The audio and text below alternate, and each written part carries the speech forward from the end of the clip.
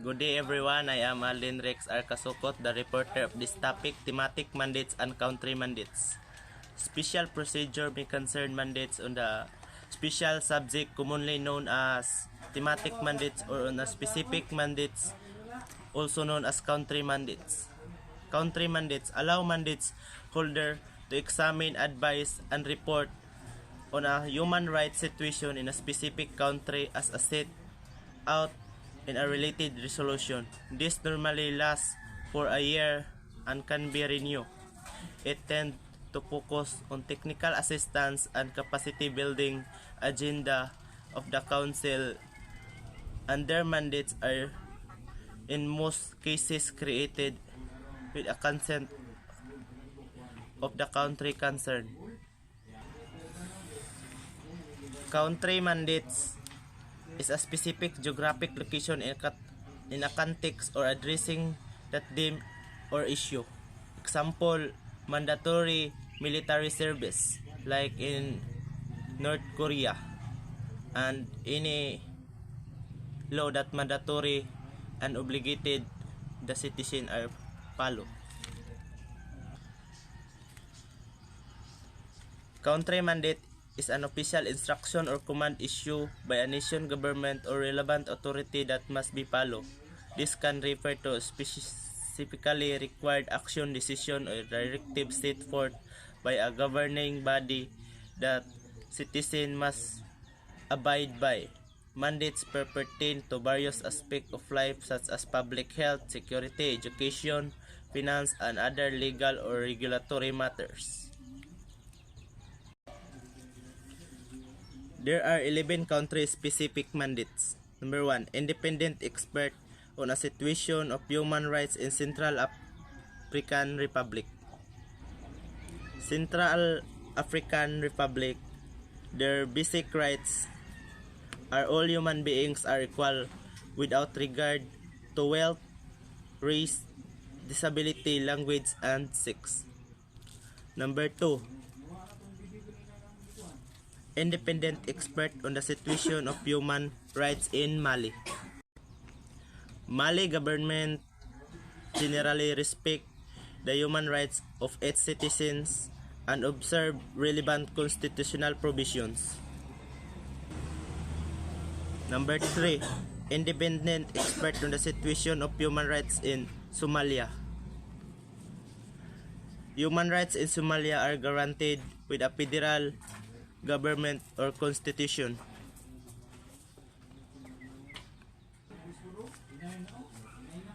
Special rapporteur on the situation of human rights in Belarus. The human rights in Belarus are the basic rights, the freedom of speech, religion, and assembly. Number 5. The situation of human rights in Cambodia. Cambodia is a constitutional monarchy. Number 6. Special rapporteur on the situation of human rights in Eritrea.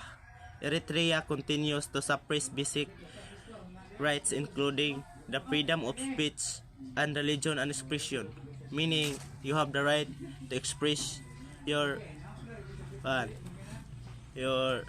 any ideas. Number 7. Special rapporteur on the situation of human rights in the Democratic People's Republic of Korea. Constitution of Korea given the rights to the citizen such as freedom of speech, press, petition, and assembly for its nationals. This country is South Korea. Number 8. Special rapporteur on the situation of human rights in Islamic Republic of Iran. Number 9. Special rapporteur on the situation of human rights in Myanmar.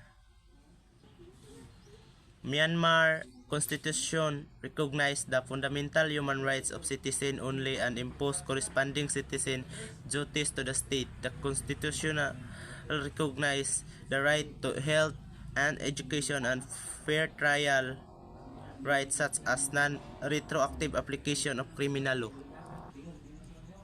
Number 9 and number 10 rather. Special Rapporteur on the Situation of Human Rights in Palestine Territories Occupied since 1967. The United Nations Human Rights Office in the occupied Palestine territory is the only international mandate entity to monitor and report publicly on the human rights situation in the occupied Palestine territory.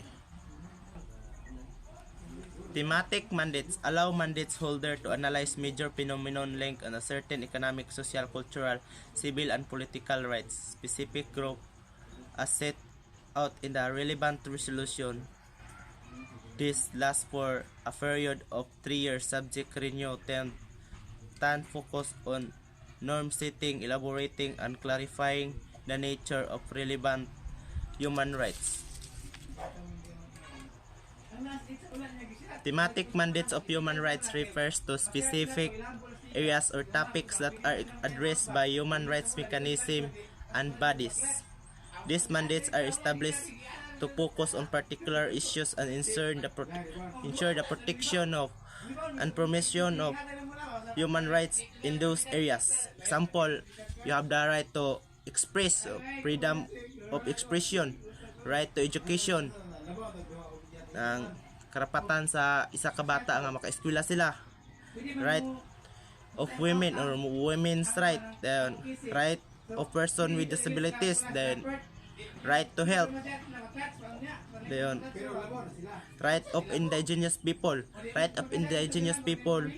this mandate recognize and protect the right of indigenous communities including their land, resource, cultural heritage, and self-determinism. And that's all, and go day. So, good evening everyone. My name is John Mark G. Guilin and my assigned topic is 44 thematic mandate, and some of them are: first is working group on people of African descent. So, muna ang mga group of people nga nagtrabaho outside in their country. So, African descent mean is it black skin.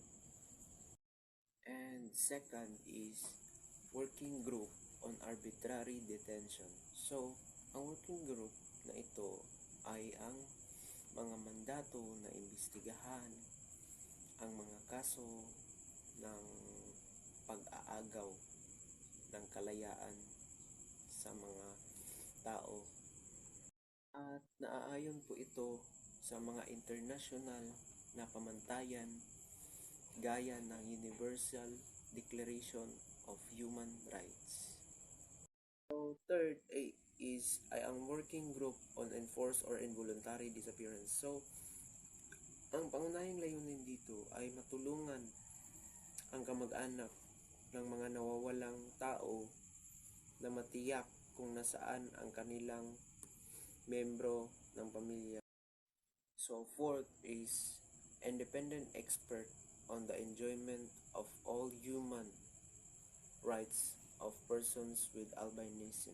So, muna sila ang mga tao nga merong mga sakit or yung mga na-inherit sa kanilang kamag-anak na albinism. So,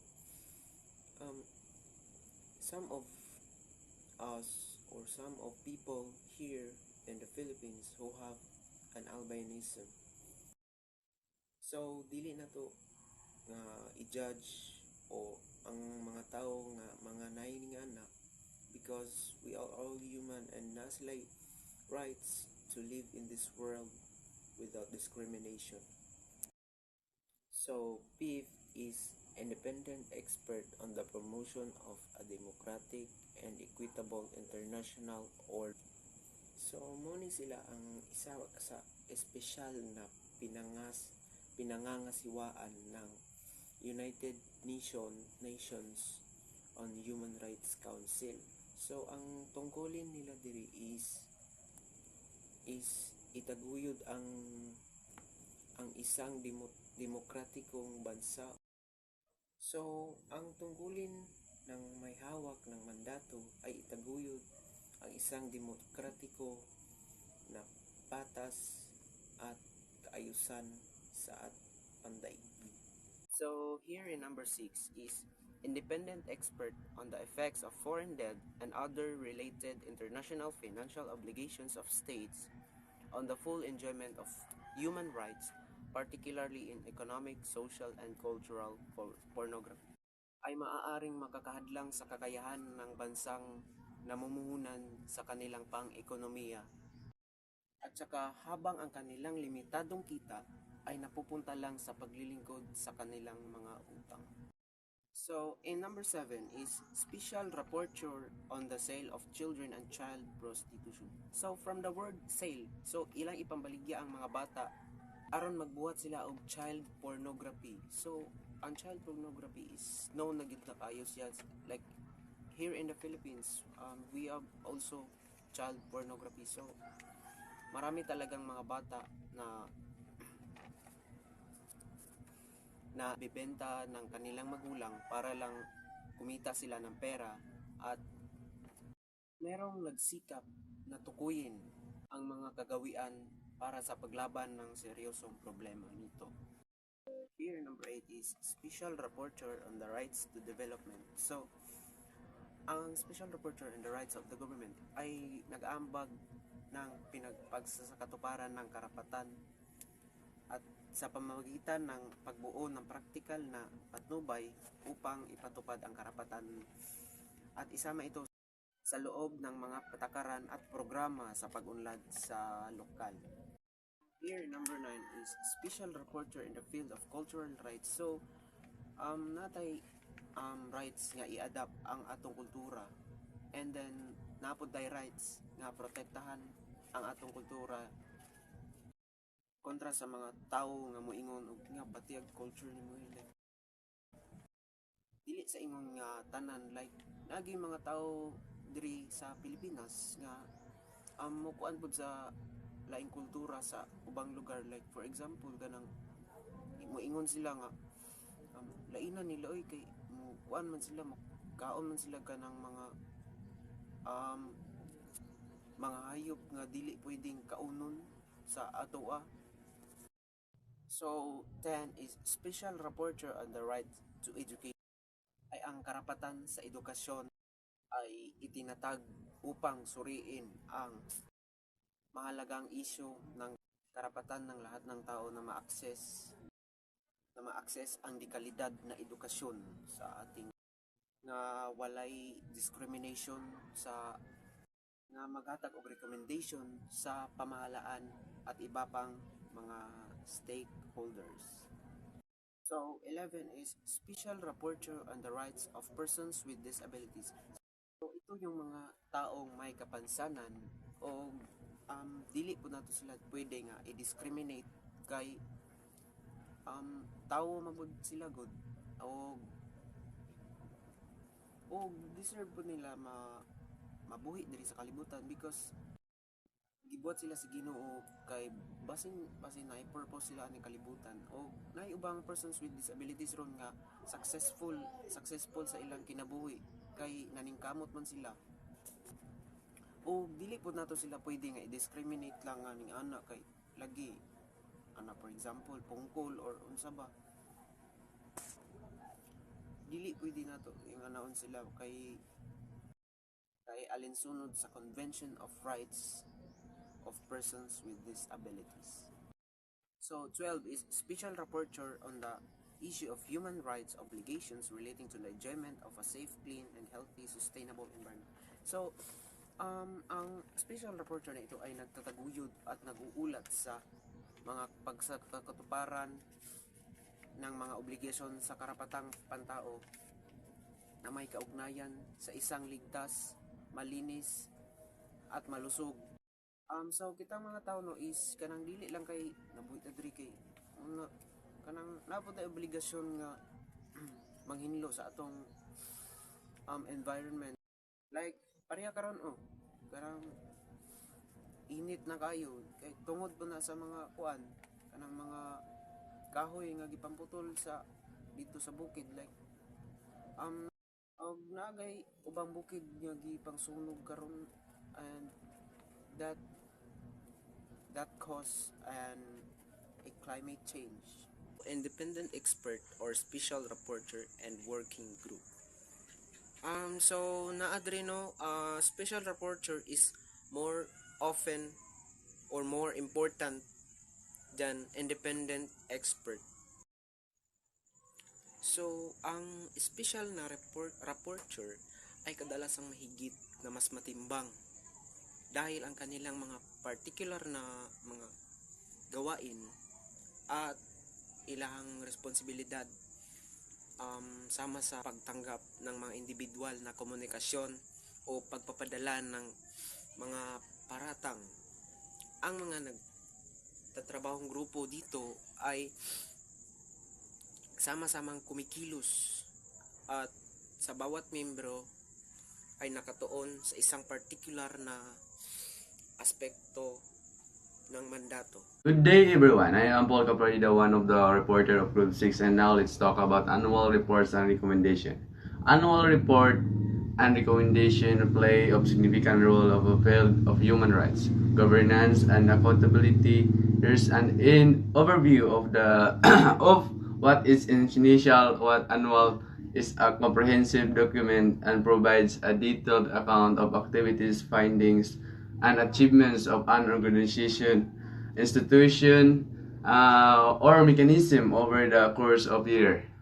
In the context of human rights, governments, international, or organization, human rights body, and non-governmental organization often produce annual reports to assess the state of human rights within a specific country, region, or globally.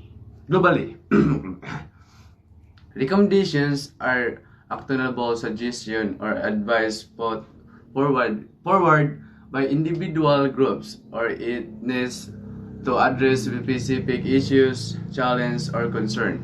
In the context of human rights, recommendations are the key component of reports produced by human rights mechanism such as special procedure mandate holders, Human Rights Commission, or international organizations like United Nations. Annual reports provide a platform for assign the process made in advising human rights, identifying precedent challenge, and evaluating the impact of policies and practices by documenting human rights violation, advancement, and areas needing improvement. Annual reports serve as tool of holding governments and relevant stakeholders accountable for the action of commitments. Recommendation including the annual reports aim to guide policymakers, lawmakers, and stakeholders on necessary action to strengthen human rights protections, promote equality, and combat injustice. By disseminating annual reports and recommendations to wider audience, awareness about human rights issue is a race for tracing public the dialogue, advocacy effort, and societal change. It's crucial for stakeholders, including governments and civil society organizations, international bodies, and general public, to engage with the recommendation outlined on annual reports. Implementation of this recommendation is essential for translating theory into action, improving human rights condition, and upholding fundamental rights and freedoms for all individuals.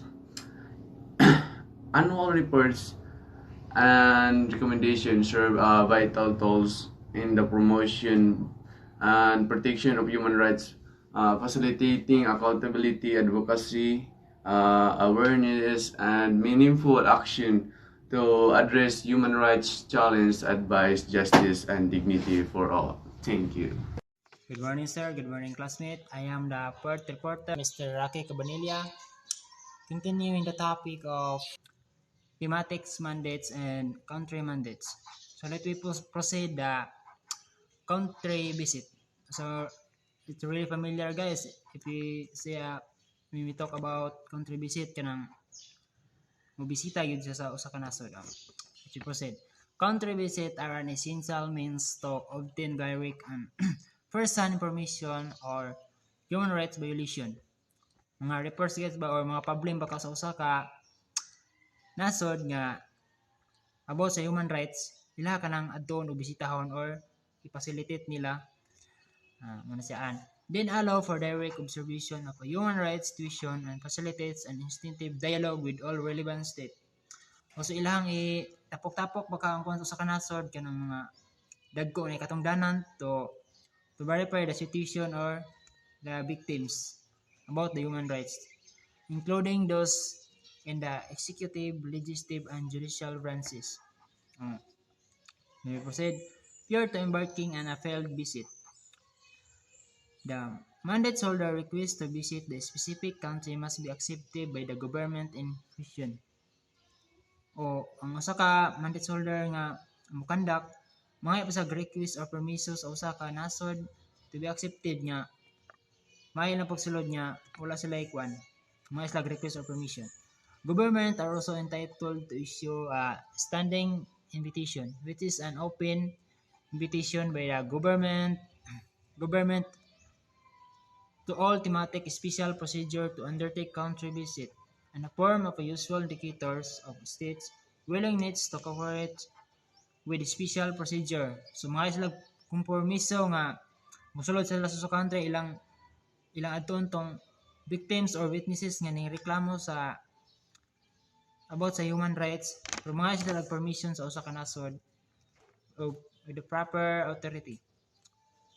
Then when a state's procedure does not respond to the request for an invitation to visit,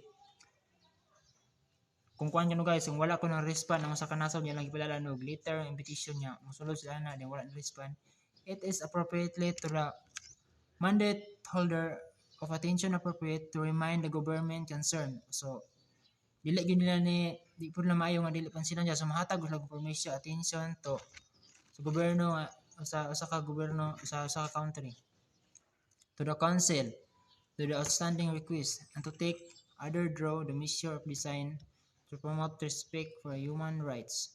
So kailangan di po sila magpagkagahay gulo unsay kon sa mga mandate holder na respect po sila kay about ni sa human rights. During this visit, mandate holder can meet with the governments at both national and local level, members of the judicial system, the national human rights institution or authority ang UN agency. Always guys, ang UN agency guys, mao gyud na sa moy pinaka-head or muna say kanang mga tapok-tapukan sa tanang nasod guys, decision guys. Muna say number 1 niya mo about anong mga human rights, mga problems sa kanasod niya muna say mo solve guys, tabangan nila. Og kini po sa NGO 21 country mo ni. Then civil society representative kanang sa yung nasod din the victims and other actors. Muna sa guys, once gali ang sa nasod na yung mga problema, lagi nang tabangan sa UN na yun. Interviewon nila na ang victims or representative sa nasod sa UN din. When conducting interview with the victims and witnesses of a human rights violation, guys, ini na kuno conducting na kuno sa interview guys sa biktima or witness or representative sa kanasod nga reklamo about sa human rights, the mandates holders will be having a guiding principle o ang tig-interview ka o ang labo-labo kuno guys, tig-interview na sila nang conduct sila og kanang interview tapos sila kanang heard mga protocol sundon mga guidance nga di po sila mulapas sa ilang limitation. There is a OHC HR 2008 para 73 Parliament kung mga napos sila mga balao diya ba privacy. There are 8. First is objectivity. Objectivity guys is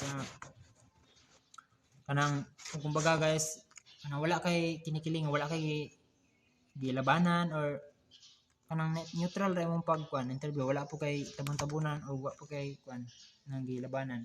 And ikadua, respect mo ang biktima or ang witness. Then 3, confidentially kanang confidence kanya din dili po ka mag kuan buot-buot And verifiability, number 4, bawal ka maghusga, mag-judge niya kung sa iyang opinion niya. Iyang i-mention once the interview time, dili po ka magbusar din. Number 5, discretion. And number 6, transparency. Number 7, impartiality. O kanang bawal ka mag bawal ka mag laban-laban or tabon-tabon kanang muraw na gidapig-dapigan or labag ba sa imo ang opinion. Number 8, even-heartedness. Kanang sa paggahi kay ulo buli ka nang tulibagbag ang interview nimo ginang interview tarong na proper nga paghatag sa justice or balaod or sa mga pahayag. And that's all, thank you. So, good morning everyone. My name is Elgin P. Cañete, base Cream 1C. At the end of their mission, mandate holders hold a press conference and invariably submit a report to the Human Rights Council to containing their findings and recommendation. The mission report prepared by mandate holders will generally contain details of their itinerary and the principal meetings, an analysis of the situation and set of conclusion and recommendation directed towards the government and other relevant actors. So, after completing their mission, mandate holders appointed by the Human Rights Council to share their findings and recommendation through press conference and report submitted to the council. This report includes details or other activities, analysis of the human rights situation, or other suggestion for the government and other involved. The draft report, first submitted to the government to correct any misunderstanding or factual inaccuracies, the government will have 4 to 6 weeks their comments be taken into account. The final reports are generally published as a separate document but might also be included as a part of general report by the mandate holder. Comments by the general concern of the report should be annexed to the report in accordance with applicable United Nations rules. So before we pass the reports, we finalize or the context or identify to correct baka meron silang misunderstanding no before to present the United Nations. Good day, sir. I am Jeme Picanama. So I am going to discuss and continue our topic. So both of the High Commissioner and the office have a role to Office of High Commissioner of Human Rights 2021. So first is promote and protect all human rights, tackling objectively human rights violation and helping elaborate the standards of that are used to evaluate human rights progress worldwide. So when we talk about promoting and protecting all humans' rights, we are focusing on addressing of human rights violation and creating standards to assess how well the countries are progressing in upholding these rights globally. This involves taking an action to ensure that ang rights sa katawhan is na respected, protected, and fulfilled. For example sa promoting and protecting the human rights is kung ang country is ga-implement og laws and policies to prevent discrimination based sa ilang race, gender, religion, ug other factors by enforcing this sa law nga ilang gi-provide sa resources to support marginalized group. When moingon ganik tag marginalized groups, these are the communities or population that are often focusing sa discrimination, exclusion ug dagkaning limited access ra siya sa resources ug opportunity. And then the country is actively working to promote and protect the human rights of all citizens. Then is it important to recognize and address the challenges faced by the marginalized group to create a more just and inclusive society for everyone?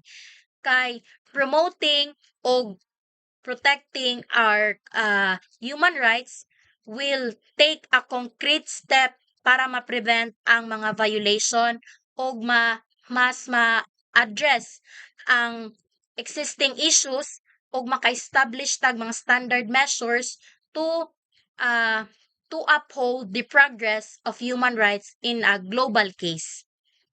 Then, number 2 is help empower people.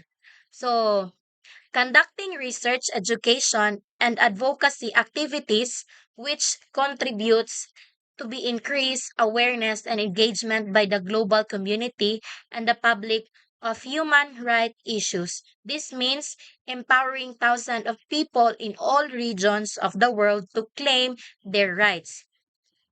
So when we say about empowering people in the context of human rights awareness, it involves conducting research, education.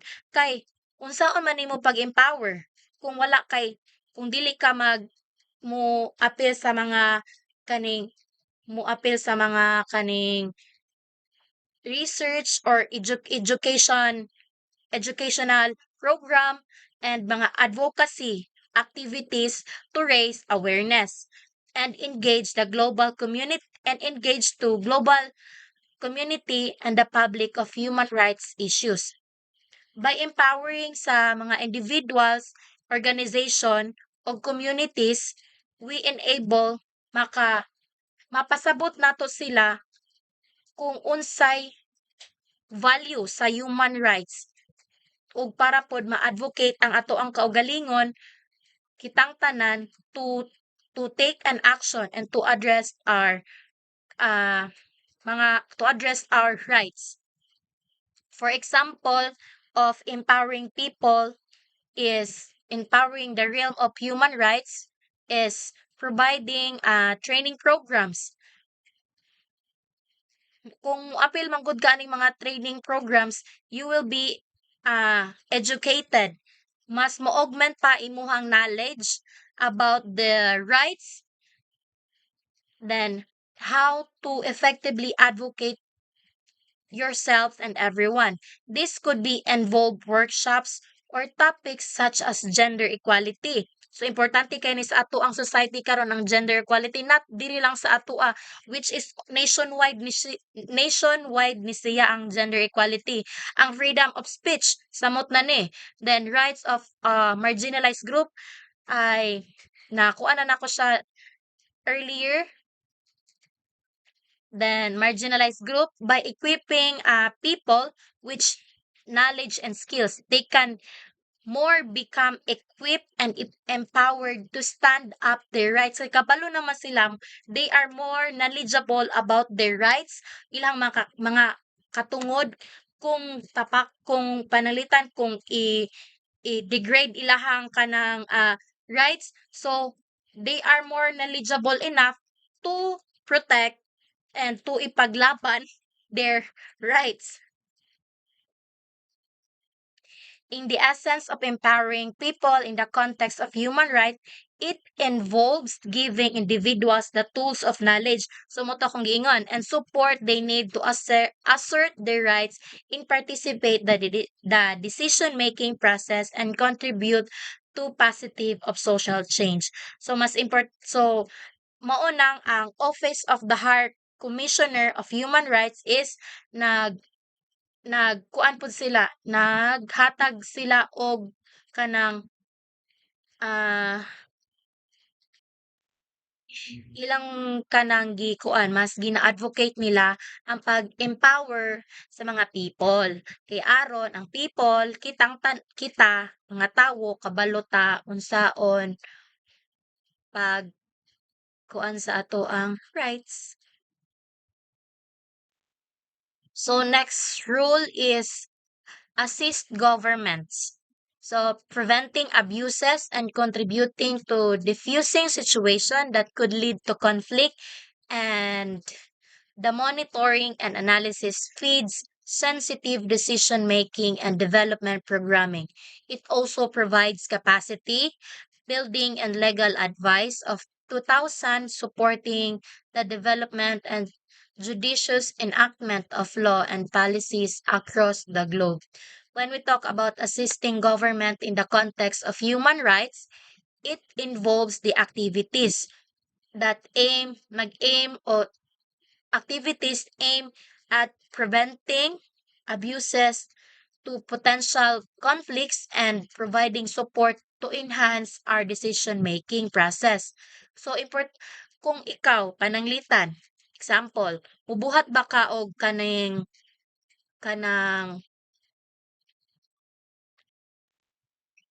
ikaw, mubuhat ba kag mga butang without sa process sa decision-making. So, inana man dyan na. Let's continue. This assistance includes monitoring and analyzing situation. So, importante man gyud sa pagbuhat og desisyon, kinahanglan man jud nato ang i-analyze og i-monitor ang mga situation to to guide informed decision making, as well as offering capacity of building a legal advice to help governments and develop and implements laws and policies and that uphold human rights standards globally. So, assisting governments means helping them to stop bad behavior like abuse and calming down situation that could turn into fights.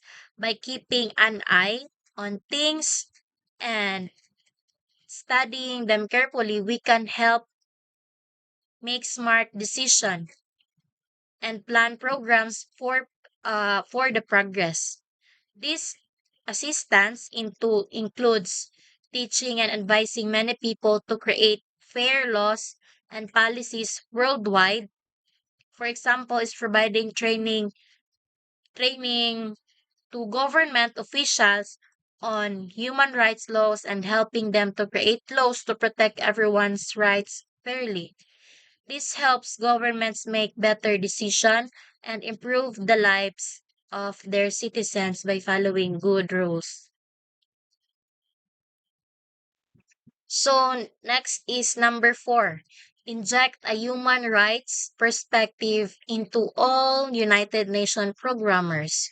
Mainstreaming human rights into all United Nations programmers ensure that peace and security, development, and human rights are interlinked and mutually reinforced.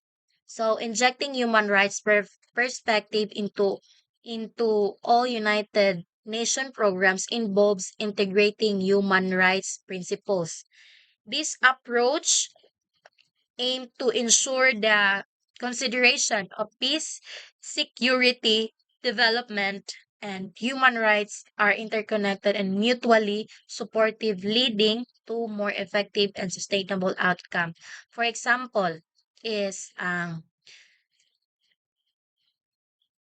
before mag-implement og program ang United Nations, they conduct an assessment para mahibal-an ang potential nga katungod og implications to assess risk and development strategies para ma-mitigate ang mga any negative impacts sa human rights by incorporating this perspective from the outset of the uh,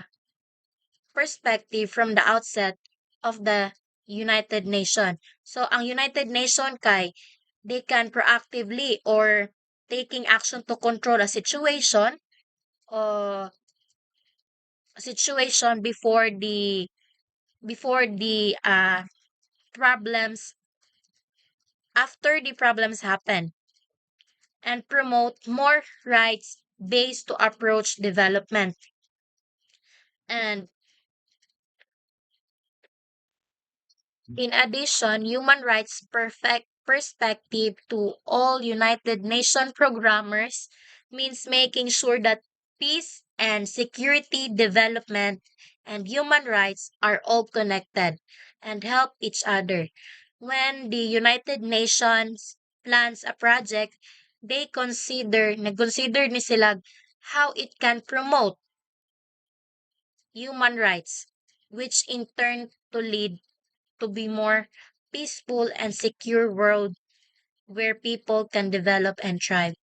In in short, it in number four, injecting human rights perspective, it will prioritize human rights consideration across the various United Nations initiatives to ensure that peace and security development of human rights are interconnected. That's all. Thank you. Hi, good morning everyone. My name is Luigi Cisadang, and my topic for today is all about Office of High Commissioner of Human Rights. So, ang Office of High Commissioner of Human Rights, mo na siya ang kuan is promote and protect all human rights for all. Recommend that bodies of UN system improve the promotion and protection of all human rights. So, coordinate human rights education and public information programs, work actively to remove obstacles to the realization of human rights and prevent continuation of human rights violation. Engage in dialogue with governments and for the governments in order to secure and respect for all human rights. Then enhance international cooperation for the promotion and protection of all rights. Coordinate human rights promotion and protection activities throughout the United Nations system. Rationalize, adapt, strengthen, and streamline the UN human rights machinery. And the next one is roadmap sa OHCHRs on 2018 and 2021. CH in human rights follows the framework of results known as the OHCHR management plan. This roadmap is based on the result of consultations with the member states, the UN system, civil society, the donor community, and the private sector. Oh, the second topic of my report is all about OHCHR's 2018-2021 roadmap. CNH is human rights follows the framework of results known as the OHCHR Management Plan or OMP. This roadmap is based on the result of consultations with the member states, the UN system, civil society, the donor community, and the private sector. The current OMP is strong, anchored to the 2030 Development Agenda and covers the period from 2018 inclusive.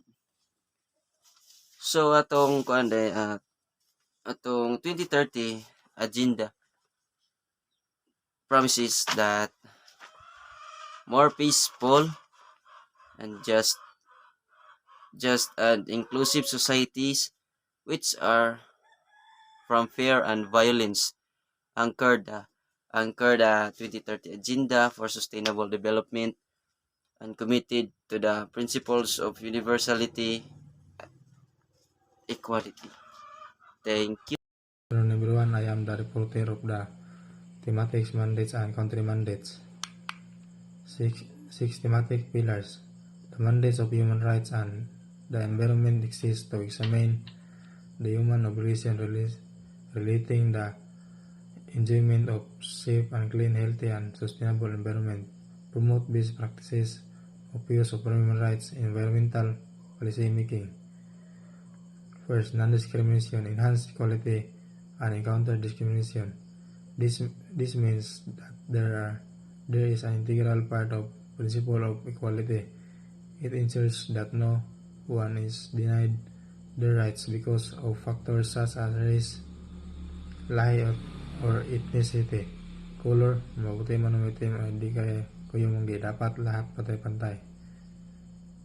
6. Dapat natin igala ang ating kababae o manlalaki, pati na ang mga members ng LGBTQ community. 2. Mechanism. Increasing implementation of the outcomes of the International Human Rights Mechanism.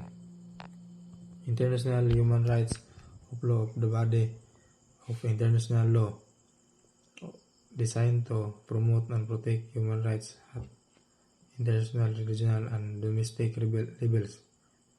International human rights law primarily consists of treaties and customary international law. 3. Accountability. Strengthen the role of law and accountability for human rights violations. Participation. Enhance and participation and protecting civic space.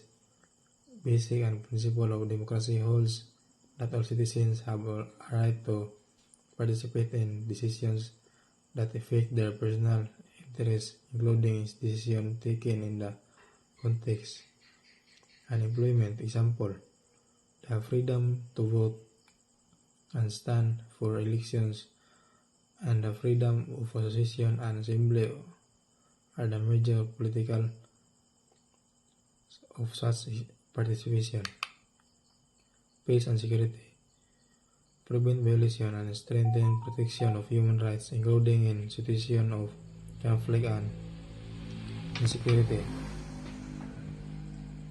Within the pillar of peace building refers to the efforts of conscious countries and regions in their transitions from war to peace.